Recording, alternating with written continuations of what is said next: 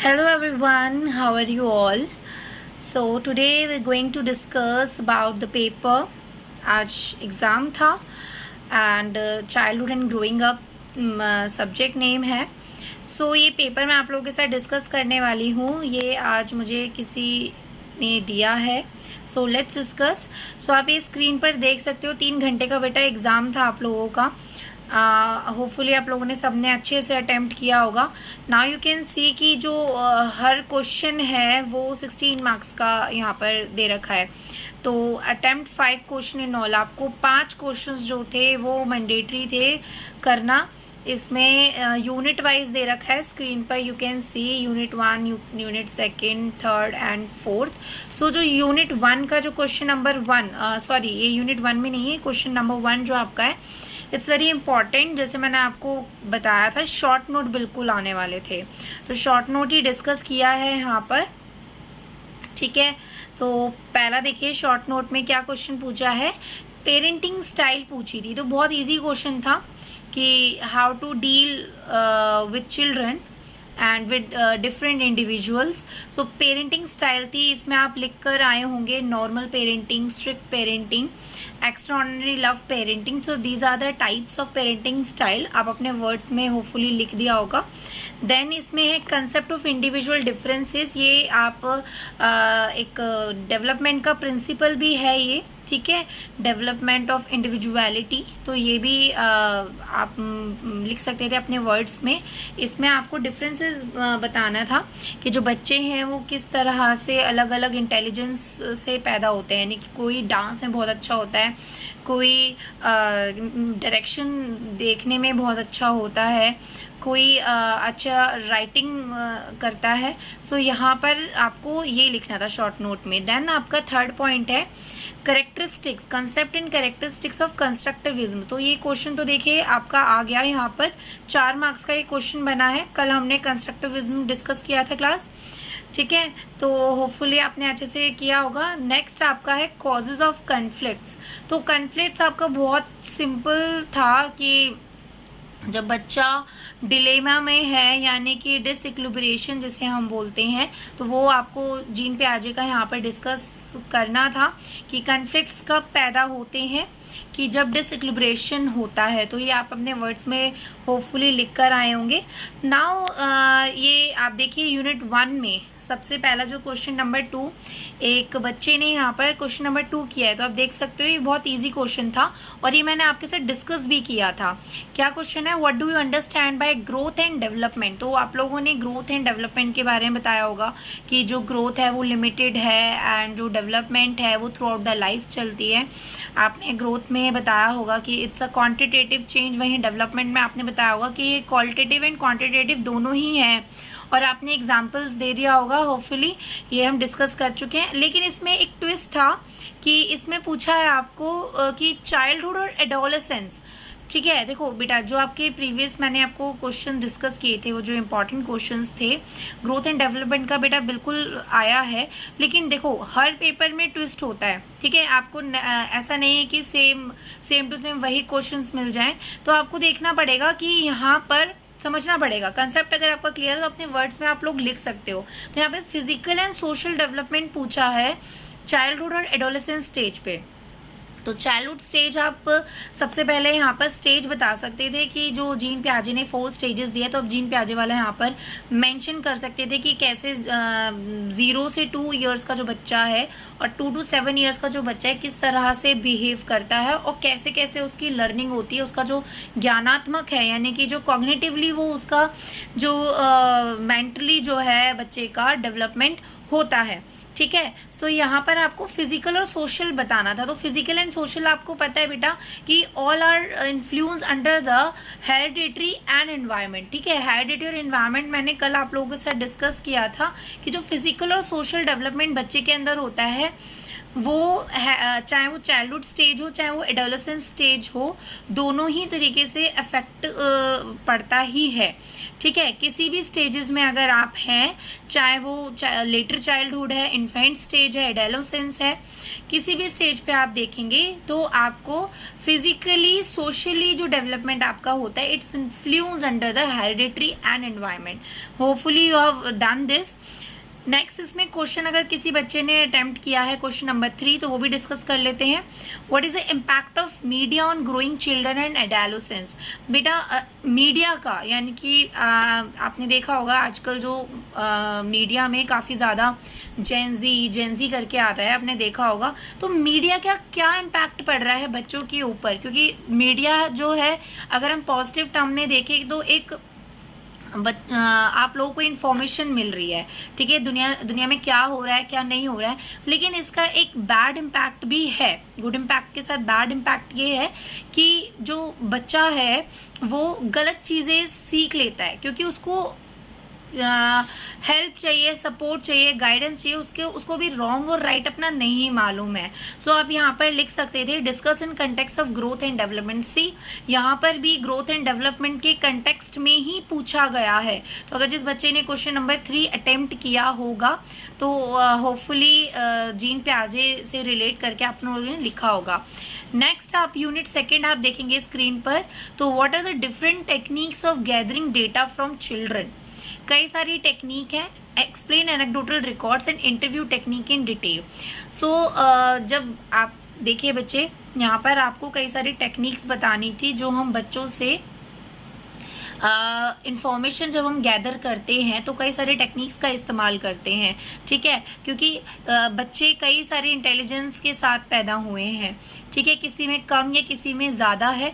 ठीक है, तो बच्चा जब एक इन्फेंट स्टेज में होता है या लेटर चाइल्डहुड स्टेज पे होता है, एडोलेसेंस स्टेज पे होता है, तो एक अलग अलग उसके अंदर कॉग्निटिवली जो मेंटली जो उसका लेवल होता है, ठीक है, जिस लेवल के अकॉर्डिंग वो हमें इंफॉर्मेशन देता है। ठीक है, यहाँ पे एनेक्डोटल रिकॉर्ड की बात की है, वो आप यहाँ पर दिखा सकते थे।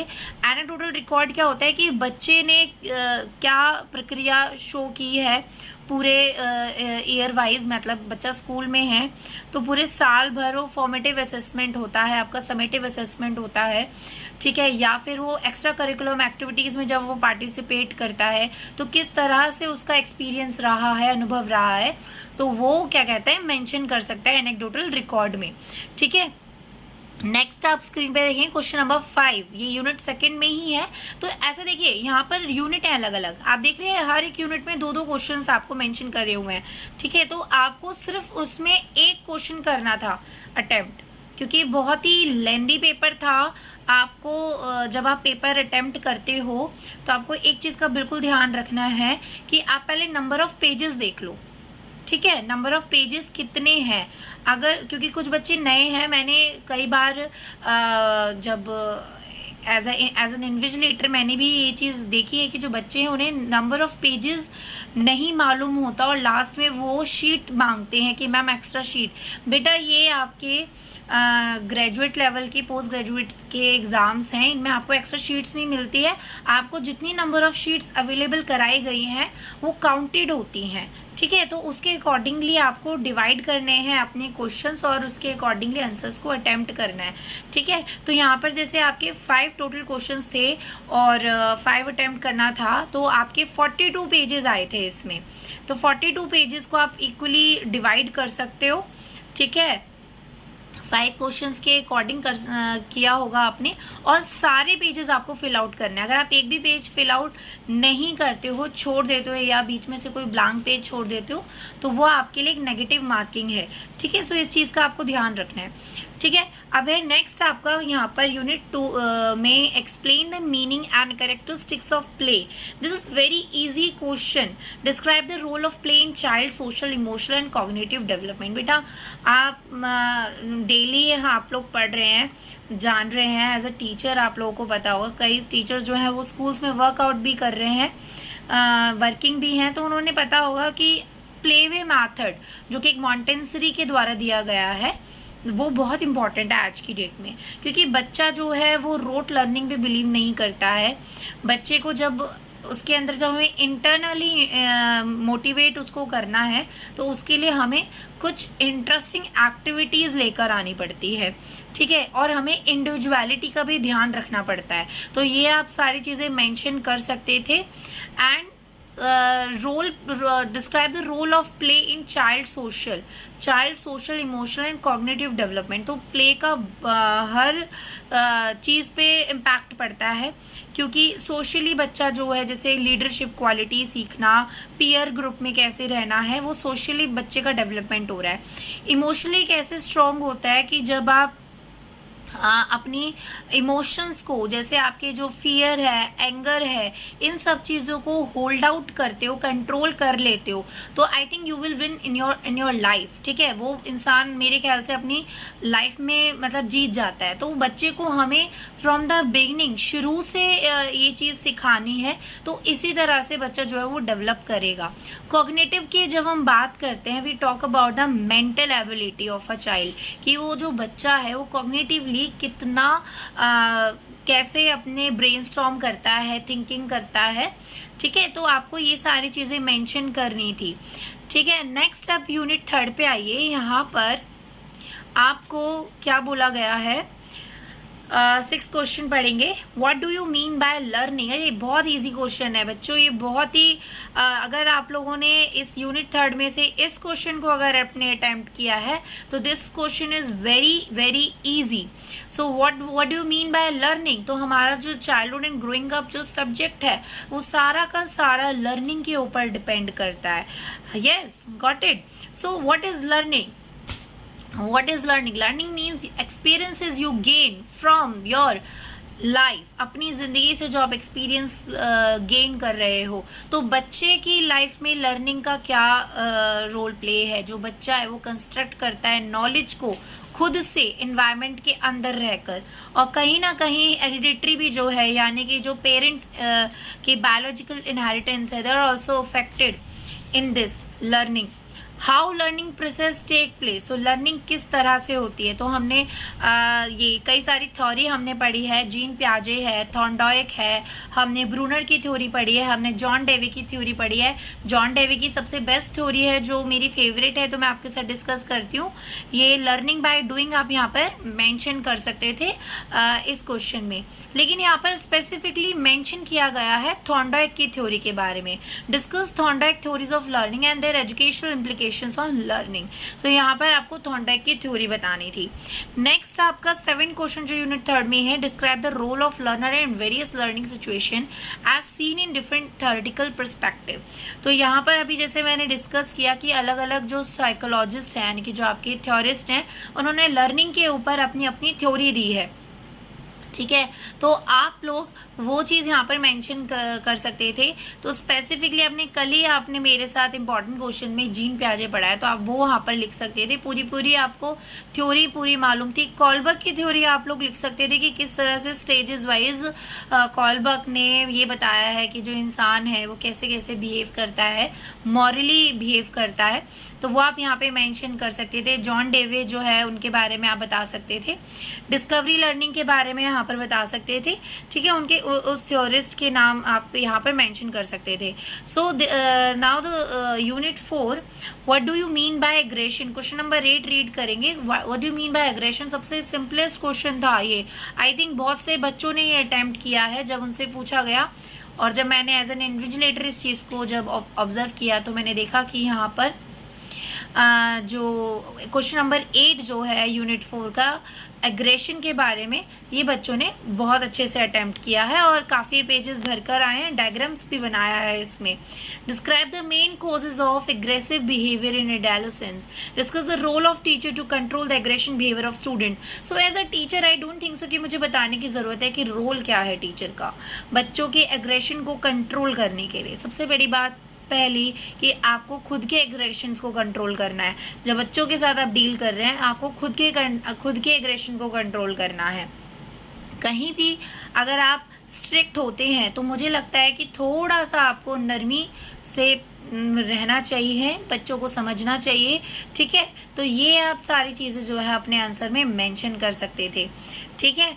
दूसरी बात, आप कोई भी नेगेटिव स्टिमुलस नहीं देंगे, प्रोवाइड नहीं करेंगे, ठीक है। ये आपने क्लासिकल कंडीशनिंग थ्योरी में आपने पढ़ा है, ऑपरेंट कंडीशनिंग थ्योरी में पढ़ा है कि जो पनिशमेंट है या फिर नेगेटिव स्टिमुलस है वो बच्चों को नहीं प्रोवाइड करना है। It will give a wrong impact in child's life.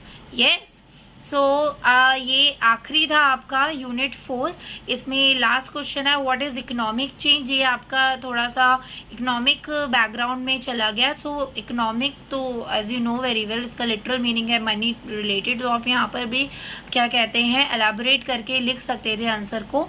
तो what is the impact of economic change in construction of children in childhood and adolescence age. So economically क्या इम्पैक्ट पड़ता है, कैसे बच्चा जो है वो अपनी चाइल्डहुड स्टेज में, एडोलेसेंस स्टेज में कैसे नॉलेज को कंस्ट्रक्ट करे और क्या उसके बिहेवियर में चेंज आता है।